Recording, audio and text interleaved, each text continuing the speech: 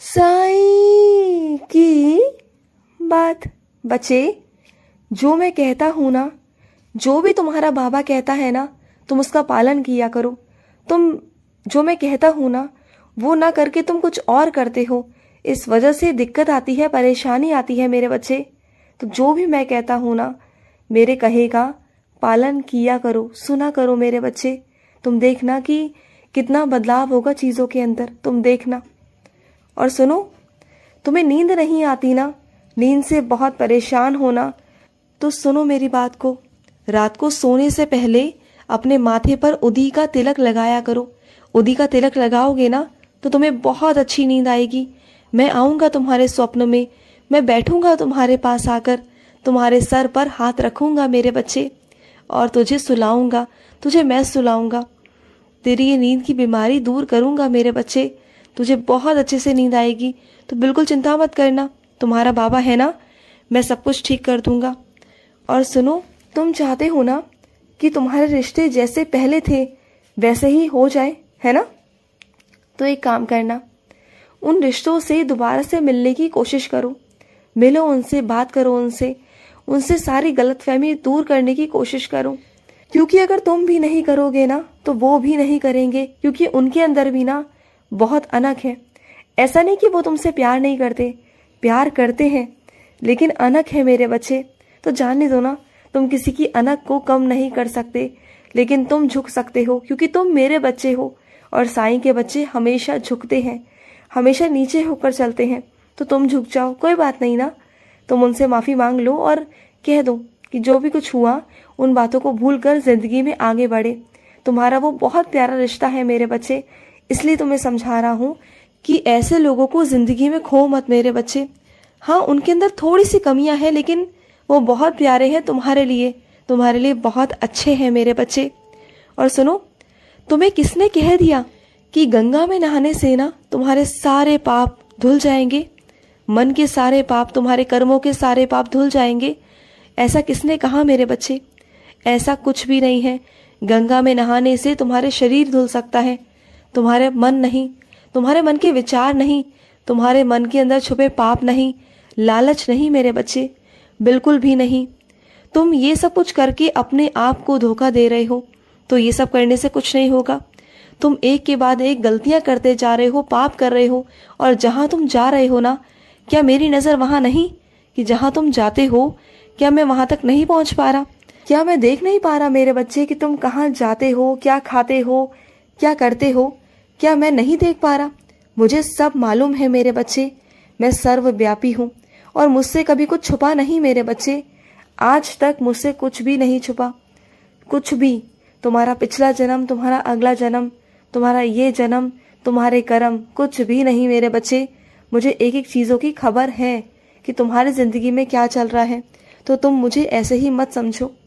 बस तुम्हें इतना कहना चाहता हूँ कि अभी भी वक्त है कि अपने कर्मों को सुधार लो, अपने आप को सुधार लो, अपने कर्मों को स्वच्छ कर लो, नहीं तो ज़िंदगी में पछताओगे। फिर मत कहना कि बाबा आपने समझाया नहीं। तुम्हें आखिरी बार चेतावनी दे रहा हूँ मेरे बच्चे। अगर इस बार तुम नहीं समझे, नहीं तुमने अपने आप को ढाला सही चीज़ों में, तो फिर देख लेना कि इस बार मैं क्या करता हूँ। फिर मत कहना कि बाबा आपने ये क्या कर दिया। फिर मुझसे कोई शिकायत मत करना, फिर मुझसे कुछ कहना मत। देख लेना, मैं आखिरी बार बोल रहा हूँ तुम्हें। और सुनो, दूसरों के विषयों में बोलना बंद कर दो मेरे बच्चे। दूसरों के विषय में इतना मत बोलो। जब तक कोई पसंद ही ना करे, तुम्हें अपने विषय में बताना ना चाहे, तो तुम क्यों बीच में घुसकर ये सब बातें करना चाहते हो? मत करो ये सब चीज़ें, मत जाओ किसी के भी अंदर, मत किसी के विषय में बोलो मेरे बच्चे। कल को कोई तुम्हारी बेइज्जती कर दे कि तुम क्यों बोल रहे हो, तो फिर क्या करोगे? और ऐसा तुम्हारे साथ पहले भी हो चुका है ना।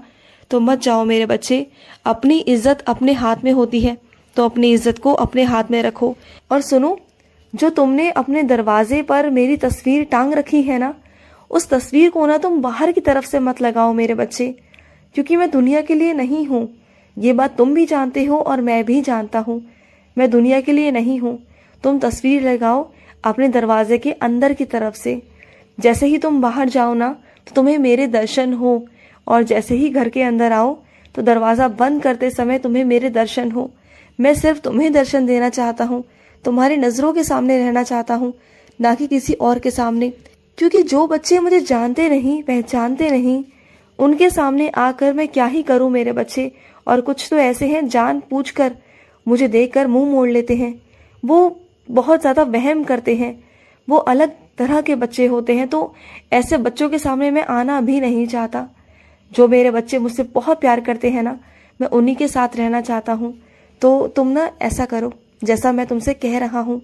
और सुनो, तुम्हारा बहुत मन है ना कि बाबा आपकी चरण पादुका चाहिए मुझे, तुम्हें मेरी चरण पादुका से बहुत प्यार है ना, तुम चाहते हो कि तुम अपने घर में चरण पादुका लगाओ, चाहते हो ना?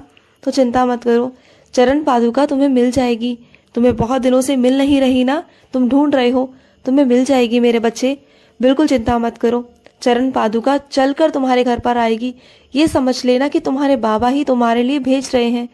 तुमने जब इतने दिल से मुझे बुलाया है ना, तो मुझे तुम्हारे घर पर चरण रखने ही होंगे। और चरण पादुका के साथ साथ मैं भी आऊँगा।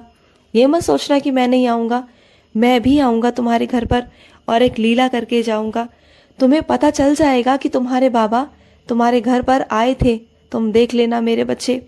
और सुनो, कुछ चीज़ें, कुछ बातें, कुछ राज ऐसे होते हैं जो तुम तक ही रहे तो अच्छा है मेरे बच्चे। अगर वो किसी और तक उजागर हो गए ना, तो कल को वो तुम्हारी कमजोरी बन सकते हैं। और सामने वाले की ताकत मेरे बच्चे, कल को वो तुम्हारा फायदा भी उठा सकता है। तुम्हें क्या लगता है कि कोई तुम्हारा कुछ बिगाड़ नहीं पाएगा? ऐसा नहीं होता मेरे बच्चे।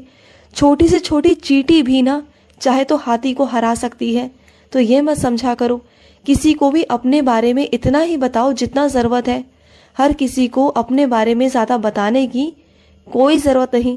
जो गलतियां तुमसे हो गई सो हो गई, लेकिन आगे से ध्यान रखना कि कोई भी चीजें, कोई भी राज अपने जिंदगी के किसी के सामने मत कहना, किसी को मत बताना, अपने तक ही चीजें रखो, ठीक है?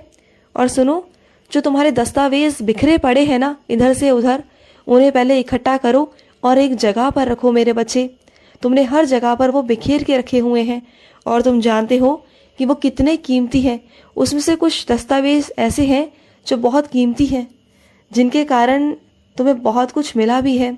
और अगर वो खो गए ना, तो उस कारण वो छिन भी सकता है। इस बात को तुम्हें ध्यान रखना होगा। उन कागजातों को इकट्ठा करो और एक जगह रखो, समझ रहे हो ना? और सुनो, मेरे कुछ बच्चे ऐसे हैं जिनका मन अति चंचल है। चंचल नहीं कहूँगा, अति चंचल कहूँगा, क्योंकि एक सेकंड में तो इधर, एक सेकंड में उधर, पता नहीं तुम कैसे चलते हो मेरे बच्चे। इतना चंचल है तुम्हारा मन, इतना चंचल है कि तुम्हारे मन को स्थिर करना बहुत मुश्किल है। लेकिन सिर्फ तुम्हारा मन एक ही रास्ते से, एक ही तरह से एकत्रित हो सकता है, तुम्हारा मन लग सकता है। अब पूछो कैसे? मेरा नाम जाप करके मेरे बच्चे, साईं साईं कहो, मेरे साईं साईं नाथ, ओम साई राम। जो तुम्हें अच्छा लगता हो, जो भी मंत्र तुम्हें भाता हो ना, तुम वो मंत्र बोला करो मेरे बच्चे। देखना तुम्हारा मन जो चंचल है ना, वो एकचित होना शुरू हो जाएगा। तुम्हारा मन भटकता है ना, तुम्हारा मन भटकना बंद हो जाएगा मेरे बच्चे, तुम देखना। और सुनो, तुम ना मेरा स्मरण करना शुरू कर दो और साथ ही साथ स्तवन मंजरी भी करना शुरू कर दो।